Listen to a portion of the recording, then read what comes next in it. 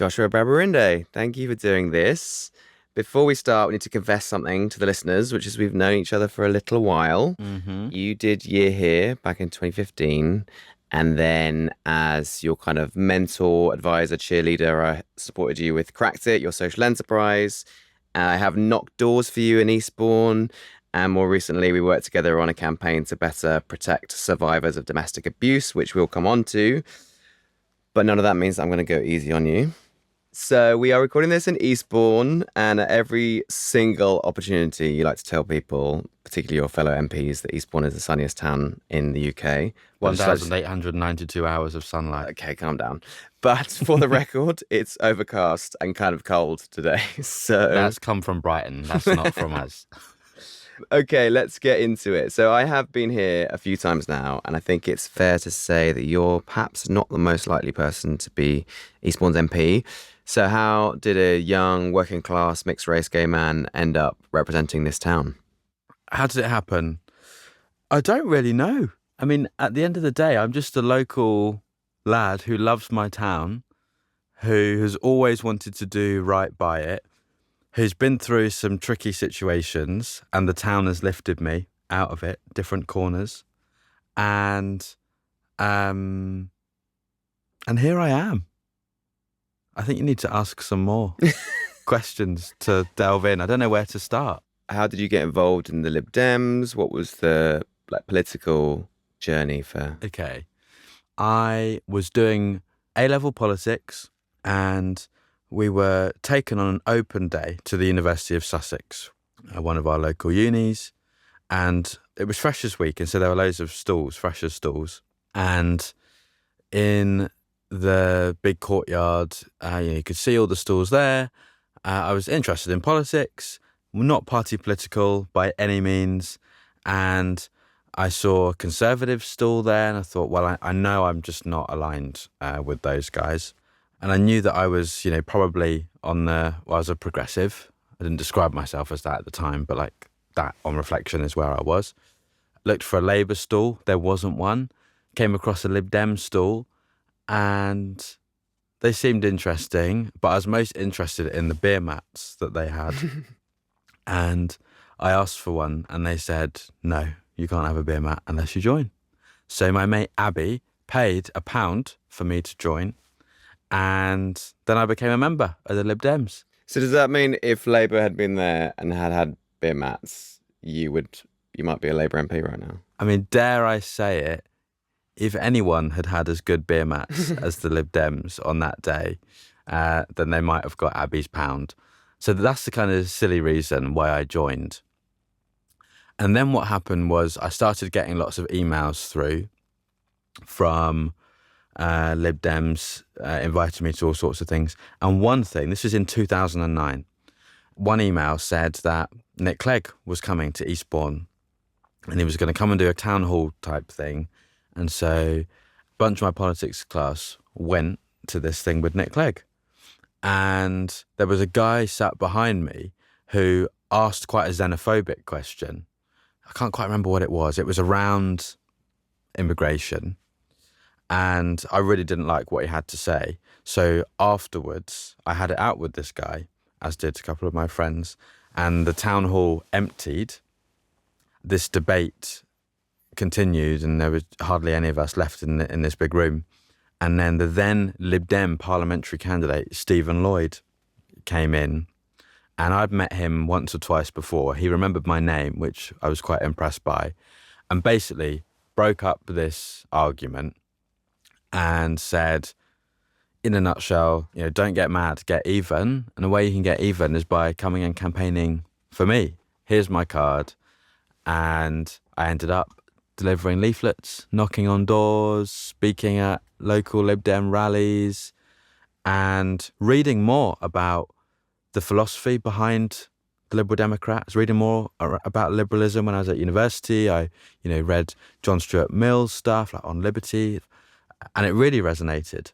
The reason I stayed a Liberal Democrat was because of some of those fundamental beliefs around, let's generally not ban stuff unless that thing is infringing on someone else's freedom or it's causing them harm. And, general belief that individuals and communities, I think, know best about what fulfills them and generally know best about what can take them to that fulfillment. So let's give them the powers, the money as far as possible to help them do that, rather than assuming that the state knows best or the market is just going to sort it all out. That's how the Liberal Democrats happened for me. And I remained involved in local campaigning for some time, especially in Eastbourne. But then this was during the time of the coalition. And I was out on the protests, the tuition fees protests, and, convinced my then MP to vote against the rise. I was really activated to look for means beyond politics, to have my voice heard.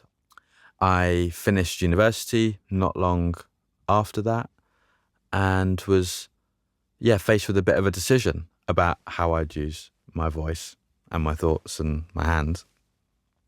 And then I found you here. So were you at that point, tuition fees, Lib Dems joining the coalition government, were you at all disillusioned, questioning your allegiance to the party? No. Because of those values that I mentioned earlier, and also there was some really great liberal stuff that government did and would not have happened without Liberal Democrats. Equal marriage, that was not on the cards until Lib Dems were in government. Stuff like the pupil premium, free school meals for infant school kids. And we know that the latter two measures are key poverty busting measures that kids still benefit from today. So I wasn't questioning my allegiance, but I was questioning what my best path to having an influence would be. I can't remember if you've knocked on doors there with me before. But when I was growing up, Hampden Park had a reputation. Mm-hmm. And it's changed now. But it had a reputation, and, the local corner shop where I'm from on the Willingdon Trees estate, there was an armed robbery there very regularly. You'd walk around the estate, you'd see burnt out cars, you'd sometimes see needles, all this kind of stuff. Lots of young people who, were my age, just didn't envisage a life off the estate. And I didn't judge that in a particularly negative way, but there was ambition that could have been beyond the estate if folks wanted. And I had that, I wanted to go off to uni where, my parents hadn't done so. I wanted to travel, and I was really interested in business and enterprise and what it might take to set something up.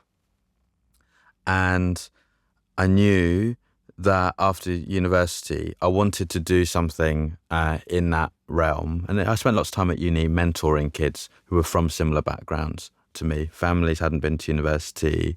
They were underestimated or from lower socioeconomic backgrounds, and I was supporting them to, write personal statements and apply for uni or consider career options. I felt really empowered to actually do something directly myself with those guys. I remember in my year here interview, you asked me to present a piece of work that I had done, and I spoke about a young person called Habtum, who I mentored. He was a pupil at Southfields Academy in Wimbledon, and he was a refugee from Eritrea, I believe. And, his English was limited, and he was aspiring but was facing all sorts of barriers. And I showed you a piece of work that I did to work with him and an activity that I designed. I was so proud of that, and so proud of being able to understand what someone's needs were and creating an intervention that could help to meet those. And I bumped into him on the tube a few years ago, and we've remained in touch. And today, Habtum is a teacher. Wow. He went on to do an engineering degree, and he's now, I think, a physics teacher. And, I follow him on LinkedIn, and he's just inspirational. This guy, it sounds like a trite thing to say, but just objectively what he's doing is incredible. Anyway, that's a tangent, but I guess goes to illustrate how I really saw the power of getting stuck in and doing stuff to support folks who really deserved a shot and I didn't feel had been given that shot. Hmm. And I was looking for an opportunity to do that. And genuinely, Year Here presented an opportunity to do that, and also, to learn shit, because I was absolutely by no means, not a finished article now, and I was by no means a finished article coming out of university. And we're going to come on to both You Here and Cracked It a bit. But in terms of, obviously, you've now been in Parliament for almost a year. I think we even knew back then in like 2014 when I first met you, it felt there was a sense of inevitability that this guy was heading to Parliament. And so while the memories are still fresh of those early days, what were some of the biggest surprises, quirks? Like you've shared a few of the Parliamentary idiosyncrasies. ones. Exactly. Parliamentary quirks. Stuff like you have to pray to guarantee a seat in Parliament. You have to pray. You have to pray. So on a busy day in Parliament, everyone wants to be in there, like Prime Minister's questions or the budget, big ticket things. And there are 650 MPs, but there's only space for like 400 people to sit on the benches at any one time or something like that. And the only way to reserve a seat is from 8 a.m, the House of Commons is open for MPs to go in and get like a little prayer card, which is like a reservation card. And then you have to come back for prayers, which begin when the House actually kicks off for the day, which is usually a few hours later. You turn up to prayers, your card has been removed and placed on your seat, and then a speaker comes in with his chaplain, and you're led through prayers. Everyone stands up when the speaker comes in, and first time it happened, half the room sat back down and the other half of the room turned their backs on everybody. And so you had all these people in the House of Commons standing facing the wall. And I thought, I had no idea what to do here. I did not know this was going to happen. And both of these acts, sitting down during a prayer and turning your back during a prayer, potentially seem offensive in their own way. So what do I do? And there were slightly more people who remained standing and turned their backs. So I did that. I then learned that represented participating in the prayer. And there were certain things like the Lord's Prayer that folks who were standing up recited at the right time when they were guided through the prayer by the chaplain. I'm not religious, but I went to Catholic school, so I know the Lord's Prayer, so I could participate in that. I didn't know the other bit. And then if you're sitting down, you're politely abstaining in the prayer. So, I mean, are there Muslim MPs, Jewish MPs, Hindu MPs in the chamber? Yeah. Or they just have to, if they're newbies, they just have to learn you don't actually have to pray. That's wild. Yeah, it's bonkers. And at its root, it's a charming tradition. I quite like the idea of MPs getting together before the shit kicks off for the day to reflect. There's a real respect and serenity that is nice about that, and I think important. But yeah, extraordinary that the prayers are exclusively Church of England prayers, and it's a multi-faith parliament. But if you want to see, you got to do what you got to do. And of course, you can sit down and abstain. Another thing is in the chamber to speak. So you have to let the speaker know if you want to speak in advance, fine. And usually, well, you do that if you want to speak in a debate. And the debate could be on all day, could be on for hours and hours and hours. And there's no formal list or running order of when you're up to speak, or you're not given a time slot or anything like that. And if you want to speak, you have to be there within 3 minutes of the debate starting. You also have to be there when the debate is concluding. And you also have to be there at the point that you're called. Which could be any time. And you don't know, yeah. And it's completely the discretion of the chair. And so you bob up and down in the chamber to signify that you want to be called. It's literally called bobbing. Literally called bobbing. You can be bobbing for hours. And I was, for my maiden speech. This was a couple of weeks after getting elected. The advice I was given was, don't drink anything before you go in. so you don't need to slip out and go to the loo and potentially miss the time when you're going to be called, and have a massive meal before you go in so that you don't need to slip out and go and eat at a time when it might coincide with you being called. That was the advice I was given, and that is the advice I took. It just seems so like inefficient. So you're just what is that why all the MPs are on their phones? Because That's they're why MPs are doing on their loads of phones, work. because they're doing emails, they're responding to constituents, they're liaising with teams, because there isn't time to sit for 5 hours plus Hmm. just listening and waiting. There's work to be done, and you can end up listening and waiting for your turn and not get called in the Hmm. end. Some of my colleagues, it happened with their maiden speech. They took all this advice: don't drink, uh, eat a big meal, wait all day, bob up and down, and then they didn't get called, and so they had to do it again. It almost makes me like agree with Dominic Cummings, who talks about how insanely antiquated Parliament and the civil service is.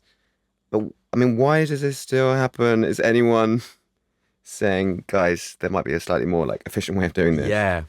So this government set up a new select committee called the Modernisation Committee, and they accept there are ways that Parliament could be made more efficient and more modern, while honouring traditions that are important to respect. And this committee is looking at all of these things.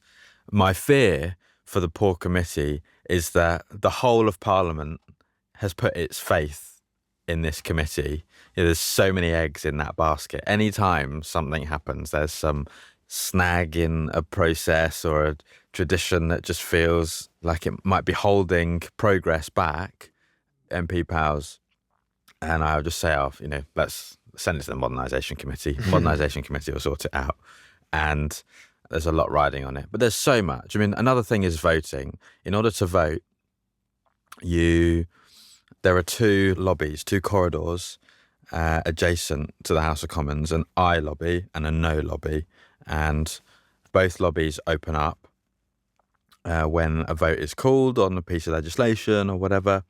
And you have to walk through the relevant lobby that corresponds to aye or no and where you are. And it's like the souks of Marrakesh, where bell goes off, 8 minutes for voting. MPs from all corners of the parliamentary estate rush to get to that lobby. There's a kind of entrance lobby before you can go in, either aye or no, and you have whips from people's parties who tries to spot their MPs and say, right, Josh, we're voting no over this way, and then Labour whips doing a similar thing, and then you have some cheeky Labour MP, friends of mine who might be like, oh, Josh, you don't want to vote that way, come with us. They literally grab you by the arm, and it is extraordinary. But anyway, that process takes 15 minutes for the votes to happen, and then for them to be counted, and then for them to be reported back. And usually there are lots of votes in a row. So, there was a night a couple of months ago where there were like 10 votes. Well, that's 10 lots of 15 minutes back to back, where you're just walking around in circles, going through lobbies up until like 10 o'clock at night. It's bonkers. Hmm. During the pandemic, voting moved online, so Parliament has the capacity to do it, but has reverted back. Folks defend it because, those moments are, if you're a government MP, great moments to be in a lobby with not just backbench MPs, but with cabinet ministers, and you can lobby them in the lobby. But if you're an opposition MP, then the opportunity to lobby government ministers during that time doesn't happen. And I have lobbied ministers in all sorts of places. I've lobbied ministers in that lobby. I bent Wes Streeting's ear next door to him in the urinals that came off the lobbies, all sorts. You take every opportunity. There's always a lot of chat about the very limited range of professional backgrounds of MPs. On reflection, do you think that your work before Parliament was good preparation for becoming an MP? Yes, is the short answer. Done. I love bringing what's come before to Parliament, both in terms of insight understanding what it can often take to help someone desist from reoffending. When we think about my work supporting young people out of crime and gangs via Cracked It, but also just in terms of the approach. Being an MP is like building a startup. Building my office, recruiting great people, be innovative thinkers, to be problem solvers, not just bureaucrats behind a desk or people who push papers and do the admin. But also, like in terms of the way we do campaigns, the campaign around changing the law on domestic abuse is not dissimilar to the process of building Cracked It. Getting insight from the front line, generating a potential solution, testing that solution quite quickly, being honest about its shortcomings, coming up with improvements, and then going out again. And, bringing people to rally around the cause. At Cracked It, it was getting funders around the table. It was getting potential clients, local authorities and housing associations I was working with, and big businesses whose phones we were repairing. I built a team of media allies around Cracked It at that time to help push the word out. Those processes I was dragging and dropping to this. I do the same for when fighting for my town, fighting for domestic abuse survivors and the rest. So I don't think I would be here without those experiences of working with those young people and building a startup via Year Here. I wouldn't be here as an MP. You recently scored your first big win in Parliament. And for those who weren't plugged in, also disclosure, I was working with you on that. Mm-hmm. What were we trying to achieve and what have we achieved? So a major win. I should say I've scored a number of wins in Parliament, a number of hyper-local wins around fixing things around Eastbourne and solidifying our place in the Towns Fund, 20 million quid for Eastbourne. But in terms of legislative wins, this is, the biggest one. And it is around domestic abuse. And the story with this is that last September, the prisons reached breaking point and there were fewer than 100 places left in the men's prison estate because, quite frankly, the last government mismanaged our criminal justice system and crashed our courts, massive backlogs there, overflowing prisons, poor conditions, super high reoffending rates, etc., etc. Fewer than 100 places left. And the government therefore created an early release scheme where it allowed many ex-offenders to be released 40% into their sentence rather than 50% into their sentence. They did this in September and they did another round in October, and thousands of people were released under this scheme earlier than otherwise expected. The government said, we're going to put a number of exclusions in place so that certain offenders won't qualify for early release. And they gave assurances that domestic abusers would be excluded from this early release scheme. There can be a debate, maybe that's one we'll have in a bit, about whether that's right, whether there should be such exclusions. But what there can't be a debate about is around honouring a pledge. And if a government says and makes a pledge to victims and survivors of domestic abuse, your abusers are not going to be released early under this scheme, they have to honour that and they have to be able to honour that. But what we found is that many domestic abusers were being released early under this scheme. It turned out that the government actually didn't have any means to comprehensively exclude them from early release. And the reason is because the government was only able to exclude people from such a scheme on the basis of the offence that they had committed and not based on the context of it because it's not formally recorded. And many domestic abusers are convicted of things like assault, battery, actual bodily harm, ABH, and which is the same as what someone might get for a pub brawl. Or... a pub brawl between strangers. You could get a conviction for ABH and more. And so there was just no way of making this distinction. There's a particular case, a survivor called Elizabeth Hudson. Her ex-husband held a knife to her throat. He was convicted of ABH, and she received a letter from the Ministry of Justice saying that he qualified for the early release scheme. It felt to me that this was wrong. A promise was being breached. And so I wanted to do something about it. And I said to the government, there's a gap here. You need to fix it. What are you going to do? It took a little while, but in the end, they acknowledged, yes, there is a gap here. But the reason for this gap is because, we don't have a specific offence of domestic abuse. We don't have a specific means of categorising offences as domestic abuse offences. So, sorry, we'll see what we can do. And that just didn't seem good enough to me. And, reflecting on the story with Habtum and the story of my life before politics of, if you see a problem, roll up your sleeves and get stuck in and come up with a solution. That's what I did. So after speaking with various researchers to look at, what kind of progress had been made on this before, had the problem been identified before, what solutions had been presented, what solutions could be possible, I hatched an idea to create a specific offence of domestic abuse in the law.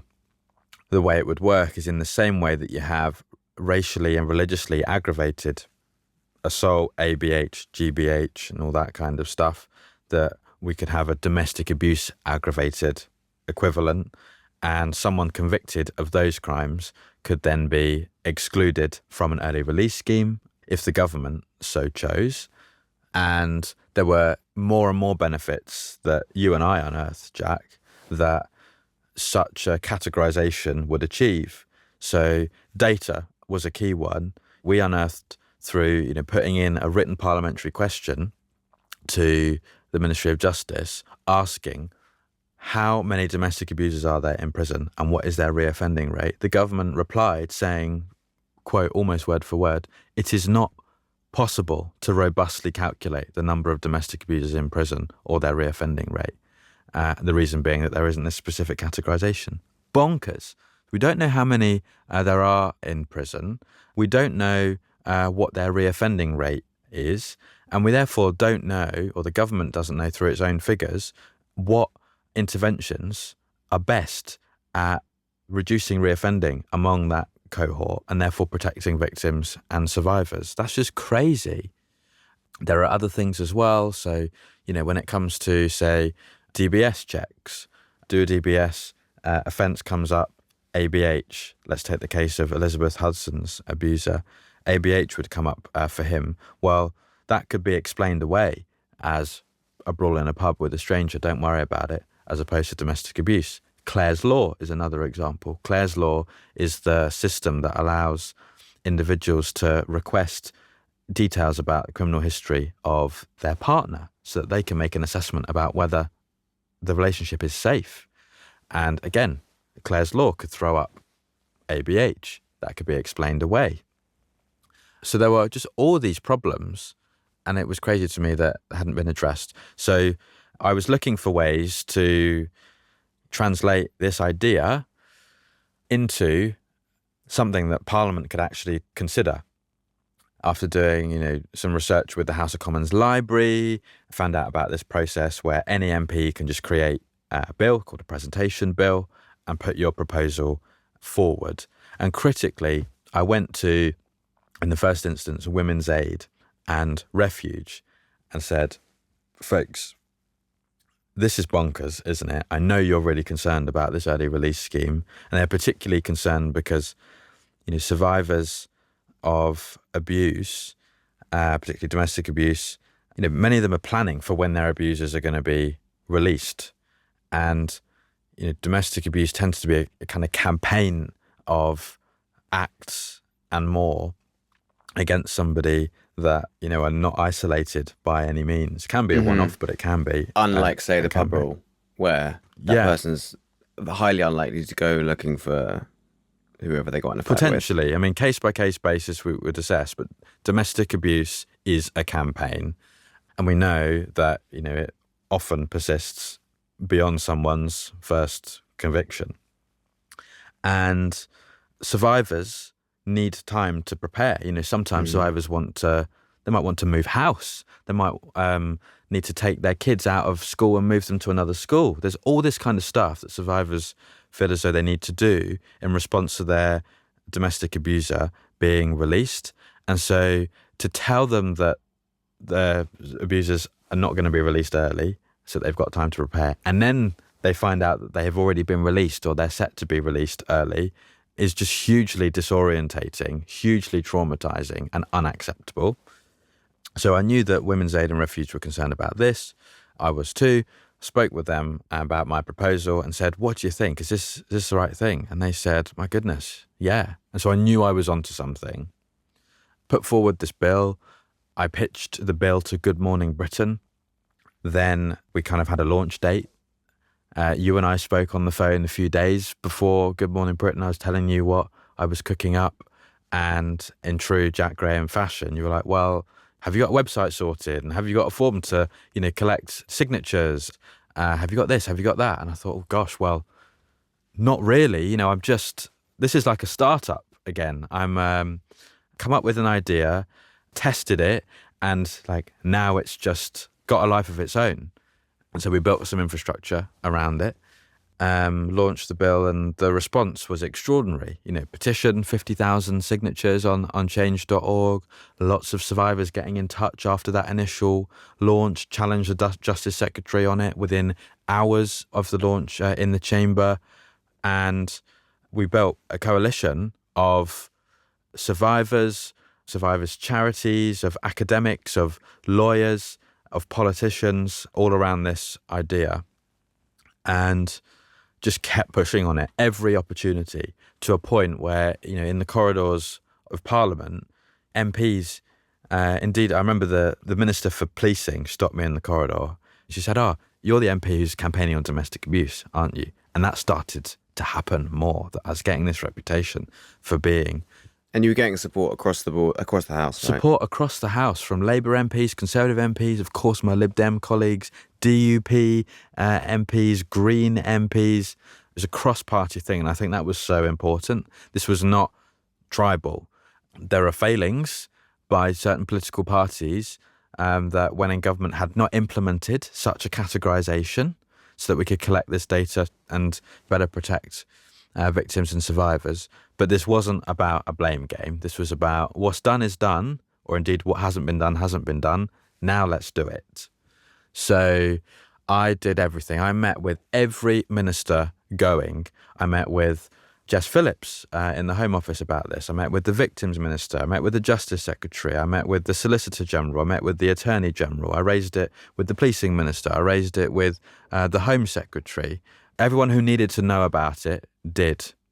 Just persistently making this argument, secured a debate on it in Parliament, which is a real moment. Over time, the government moved. And got to a place where they were like, we'll see, we'll review this. Then they got to a place where they're like, well, there's definitely a problem here. We're not sure about creating a specific offence. And then got to a moment Last week, was it? Last week, where I, gave it another massive push and said, guys, what is going on, basically? I can't, there's no one else I can meet. There are no more arguments I can put forward. You've told me what your concerns are, and I have come back and addressed them line by line, word by word, letter by letter. What more do you need from me? And then I got a response from the Minister for Victims, who I work really well with, who gave a bit of a teaser, I guess, that in a meeting that we were set to have the following day, that she would have some news that I might welcome. Then had a meeting with her and the Sentencing Minister the following day, where she shared with me that the government would be pursuing a specific categorisation of domestic abuse offence in the law for the first time ever. And then it was announced in the House of Commons the following day. And what was really special to just see that this campaigning by lots of people from different walks of life came together in a very focused way to get something done. It was very courteous of the government to, on a couple of occasions, specifically say, in the House of Commons that it was our campaigning that I led that has resulted in their pursuit of this change. Often that doesn't happen. Idea comes from somewhere, government takes credit and presses on. And you know what? I would have been fine with that as long as the thing gets done, but very courteous of them to recognise our efforts.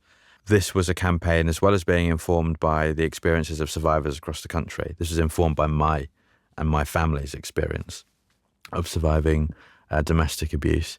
And so to be able to tell my mum, whose experiences with her blessing I shared, to be able to tell her that we had done it, it was so special. The change hasn't happened yet. Currently, it's being written into a new law, and the government has asked for me to be involved in that, and I will continue to be. And I want to make sure it's implemented in the right way. But if the only thing that I achieved in my political career was this, I'd be very proud of that. To have scored this win within 6 months of campaigning for it is especially awesome and makes you really excited for what actually can be achieved during the course of a political career, which might just last 5 years. I very much hope that the people of Eastbourne afford me longer to achieve more for the town and the country. You acknowledged there that you're a survivor of domestic abuse yourself, and I know your mum, and I know the situation very intimately. I was the first person that you told, but I know that this experience is something that you kept buried for a long time before you told me and a few others. And then more recently, you've spoken to The Times and others about that experience. How did you personally get to that point where you felt okay to talk about like a really dark, traumatic time? Well, it was something that I'd kind of made a commitment to myself that I wasn't going to talk about. It happened many years ago, and it was, hard and traumatic. It's also something I just didn't want to define me.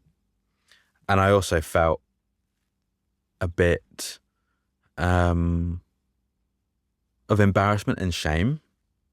So I didn't want that to persist. So I didn't intend to speak about it.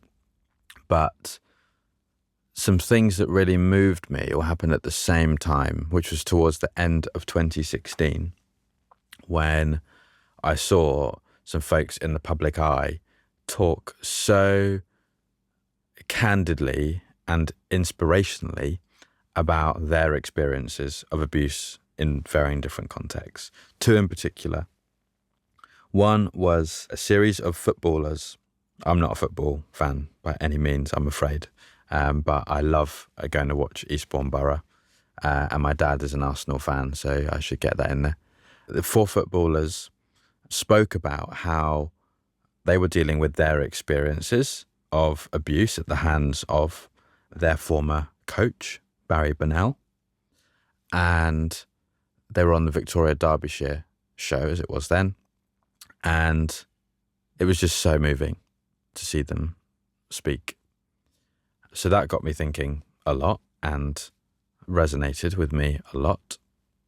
And then another was the then SNP MP, Michelle Thompson. She was the MP for Edinburgh West. And around that time, she gave a speech in Parliament where she stood up and spoke about her experiences of, in her case, it was rape. And she said the words, "I'm not a victim, I am a survivor." And I found that very, very powerful. From the same spot that she stood in and said that back in 2016 was the spot that I stood in and led the debate on my bill. And I acknowledged that in the speech. It was so moving. So it was that back towards the end of 2016 that got me thinking a lot about my experiences. And around that time, you and I had dinner with our friend Rich, who was a year here, a fellow as well. And we got to a point where we were just talking about families, I think. And we'd very much transitioned into heart to heart mode. And when it was kind of my turn to go, I found myself sharing a set of experiences that were the same set of experiences that I had said to myself I was not going to bring with me into the future.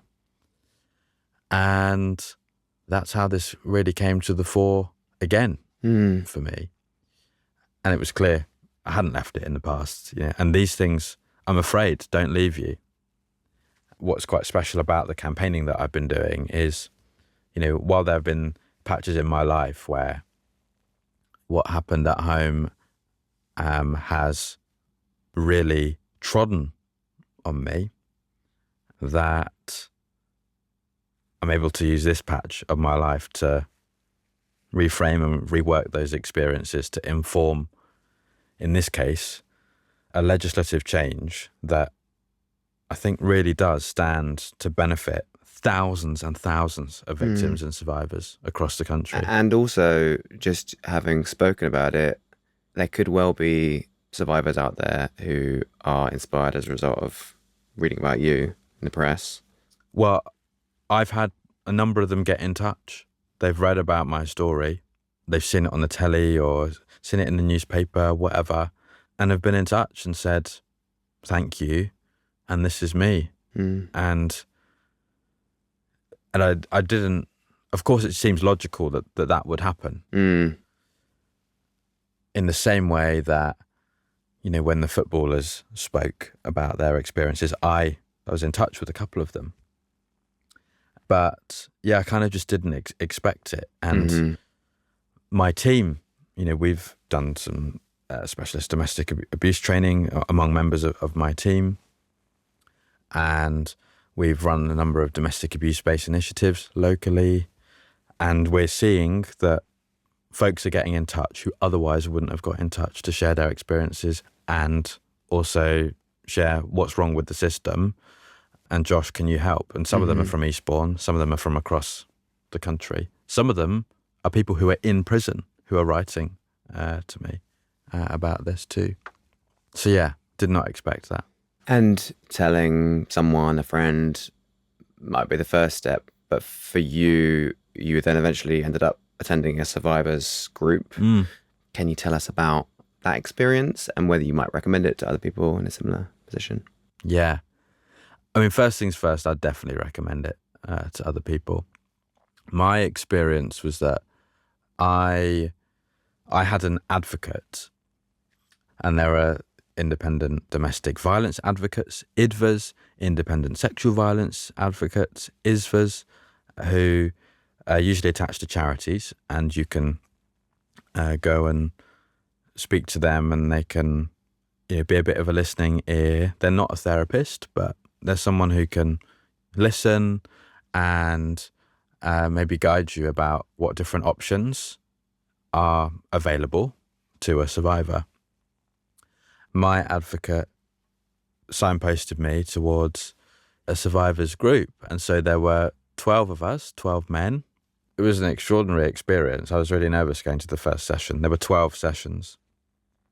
I remember walking into the room, and there were about half a dozen guys already there in a circle, sat basically the furthest away in the circle they could be from each other, so there were some gaps, and walked into this silent room.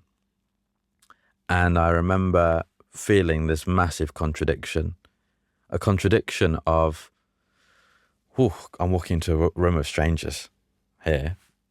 That's always just a bit nerve-wracking, to be honest, whatever the context. But contradictory because even though they were strangers, I knew why they were all in the room. We therefore had some very profound things in common. And so I felt as though I knew them more than I would know a room of strangers that I'm walking into. In those sessions, there were 2 facilitators, and what it basically ended up being is we spent some sessions just talking about general issues that we picked as a group that we were commonly affected by, things like, disclosure, and what are some of the things we wanted to talk about when it comes to sharing stuff about our experiences. And some people had disclosed to folks. Some people had never said anything about what had happened to them and their family. And then as it progressed, we spent time where either one or two people, usually two people, each session, if they felt comfortable, would have the mic to share their story. It was so moving. It was so sad. Some of us would go for a drink afterwards. In the middle of the session, there was a break of like 15 or 20 minutes, and the sessions would be heavy. And so we'd stand outside. It's in East London, the centre. We'd go and stand outside, some of us, and just have a chat. There'd be some smokers. I actually smoked at the time, so the fag break was Part of the therapeutic process. well, it was just like a moment of stillness. It shouldn't have to have taken that for me to have felt still. Yeah, it was extraordinary. And, there were some bumps in the road. There was difficult things people shared in those groups. Some things that, made some folks feel uncomfortable. And I played quite a significant role in addressing those things within the group. But it just felt supportive. It felt like there was a sense of fellowship. It fundamentally felt safe. And I'm so glad that I did it. And I'm still in touch with all of the lads. We have a WhatsApp group. It's not called Survivors WhatsApp group. We've given it a code name so that, if we receive a message, and someone's in glance shot of our phone, that no one would know. I said to them I was campaigning for this. It resonates with many of them personally. And they were, willing me on. They were WhatsApping me. Some of them were watching while I was doing the speech in Parliament to advocate for this, multiple speeches to advocate for this. I've asked them, because there's a victims bill going through Parliament at the moment, and I said, guys, I'm doing some work trying to campaign for the government to improve things for victims and survivors. What's your take? And so, just crowdsourced a bunch of ideas from them, combined with lots of experiences from, constituents in Eastbourne writing to me. It's wonderful that some years later, that still exists, and they're proud, which means a lot to me. You can feel how much it informs your work now. That comes through very clearly. You're the Lib Dems Justice spokesman, so I wanted to ask about your brief specifically. And this recent sentencing review proposed scrapping short sentences, expanding community orders, particularly for those who are, low risk offenders with higher needs, like people with substance abuse issues and pregnant women. Also releasing prisoners earlier on good behaviour. But some of the critique of the sentencing review is that this is going to create more work for police and probation, which is already massively stretched and underfunded. So what's your take on the sentencing review? And more broadly, what's your next biggest priority to fix in the justice system? There's a bunch of stuff in there that I agree with, and there's a bunch of stuff in there that needs more scrutiny. Of course, I agree with one of the things in the review, which is around this domestic abuse law changing. Another thing that I've been pushing on, and as have other colleagues like Sarah Olney, Lib Dem MP for Richmond Park, is making sentencing transcripts from court available to rape survivors and survivors of other sexual offences for free. Currently, it can cost up to £22,000 to access your transcripts. Lots of campaigning on that over many years, and the government announced that they were going to do that in response to the review. In terms of some of the more structural things, one of the first things that I did is actually the week, maybe even the day before I officially became the Lib Dem Justice spokesperson, is I took through a new Lib Dem policy. And one of the things in there was a presumption against short sentences. So, sentences of 12 months or less. And just break it down, like why? The reason is because The reoffending rate for people who serve short sentences is about 57%, which is atrocious. And lots of reasons for that. One of them being that a year or less than a year, a few months, is generally not long enough to rehabilitate somebody, especially in our prison system that is broken in all sorts of ways. You know, abundance of drugs in prison, violence in prison, overcrowded conditions, all sorts. So we were quite bold in proposing that some time ago, got quite a lot of stick over that policy, and the government announced that it was going to adopt that policy with some exclusions for exceptional circumstances, domestic abuse being something that can count as an exceptional circumstance. And so I think that's a really bold thing. And I think credit where it's due, the government is willing to accept that. In terms of what's next for Lib Dem justice policy, well, there's still loads of work to be done around building capacity of our criminal justice system to properly rehabilitate people. And so, with some of these changes that are in the Gork review that the government is adopting in principle, the probation service needs to have the capacity to properly manage ex-offenders when they're out of prison. There's been big issues with electronic tagging. I've kicked off a lot about that. Loads of failings that Serco have been having in terms of not everyone being fitted with tags as and when is required. And the probation service's capacity to make sure they're providing the interventions that we all know that those ex-offenders need to basically keep out of prison again. Government announced, I think it was 700 million for the probation service, but I think most of that, or a big chunk of that, is going to be on tagging. But what about the kind of rehabilitation programs and things that are needed, which will cost, I think, a fair bit more than that, but will ultimately save the taxpayer more cash, because prison costs a lot of money. It is a scandal that we spend so much money and it doesn't work in the way that it's meant to. Building the capacity of our system to actually reduce reoffending, rather than what has seemed like an almost blanket approach by some of lock them up, forget about them, and forget that one day they're going to be released back into society. And what kind of citizen do we want that person to be when they return? That question has not been sufficiently answered. It's been ignored for a long time. And so my goal as our justice spokesperson is to get that answered. So it's still early days, but after that first campaign, what is your sense of the possibility of being able to get shit done in Parliament? With the right idea, with building cross-party and cross-country support, and with persistence, that we can get shit done. I've learned how to do that when it comes to, quite a niche technical issue that was quite difficult for people to argue with from a tribal perspective.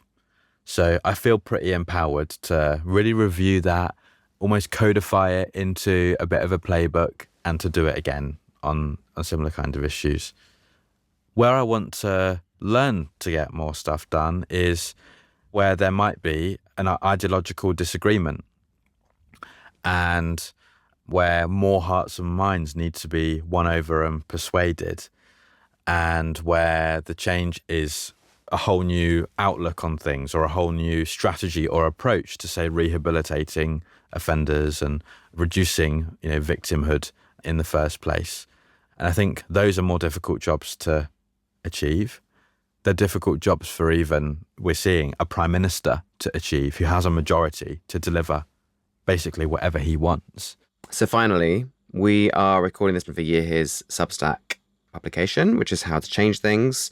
We are obsessed with understanding how progress happens. You have had experience in frontline service delivery, working with young people at risk of crime or in gangs. You've worked in social entrepreneurship as the founder of Cracked It, and now in politics. So what is your take? How do things change? To coin a phrase, solving social issues starts with understanding them. That's his strapline. It's true. Insight is the key. if you haven't got a clear idea of the problem, then any solution that you concoct is just going to be flawed, unless you're very, very lucky and the solution that you've got happens to align with the problem. In the case of getting this law on domestic abuse changed, really understanding what the problem was from survivors, understanding from the government what their challenges were as well, really important. Secondly, is to gather lots of people around the problem to help you come up with the solution. So as soon as it became a problem, as I said, Women's Aid, Refuge, etc., Elizabeth Hudson, speaking with those folks, getting the media as well around it and kind of co-creating with them or co-understanding the problem. We ran a roundtable together. You played a massive role, Jack, in planning that, organising that, helping to facilitate that, making sure that we'd picked up insights from others to help inform the solution, and then relentless intervention. Persist, keep going. I just had no shame in trying to get this done. I was so sure this was the right thing and remain so, and took every opportunity. Sometimes I felt a bit too pushy doing it. Sometimes I felt like a broken record. Sometimes I felt like I wasn't going to get anywhere. But it was clear to the powers that be that I was not going to give up. And I said to them, I'm not dropping this. I'm sorry, but I'm not dropping this. And what about the kind of mode? Because you have been a social entrepreneur working, outside the system, creating a new business. In that case, to serve at-risk youth. And now you are a parliamentarian. So how do you compare the potential to actually move the needle on some of these big issues? Is there any part of you that has doubt about politics as a means of changing the world? Well, the social change landscape is an ecosystem and it needs lots of different players. So would I say to people listening, politics is the way, so drop your tools doing whatever you're doing and all come here? No, I wouldn't. Would I say that politics and politicians are an essential component in getting some systemic changes done? Absolutely, yes. In this change, this was not possible without social entrepreneurs running, victim and survivor organizations in a sustainable way. It was not possible without frontline workers. We had people who have worked with the police in the past. We had domestic abuse prevention practitioners who were involved in this from the front line. We had academics, etc. They are all critical. But if you're someone who wants to be the person who does the convening and who can get people in a room, if you're someone who can and wants to negotiate between all these different interests and sometimes be the person who's unpopular in finding a compromise rather than a purist who's like, no, this is my thing and this is what needs to happen and nothing else. If you're up for being that person, I think politics is the right place. And fundamentally, there's a great sense of accountability that comes. I've become the public face of this campaign and I will need to answer for, I think, quite a long time for a number of these things. The government are the people who are going to do it, but I need to answer to the victim and survivors organisations. If something doesn't work with this, I'm going to be held to account on that. If you're prepared to be that person as well, I think politics is the right thing. If you want to help change the lives of millions of people, politics is a place where you can do it. And I'm so excited for what the next campaign is going to be to respect and protect domestic abuse survivors. Judge Babarinde, thank you very much for speaking with us. Thank you.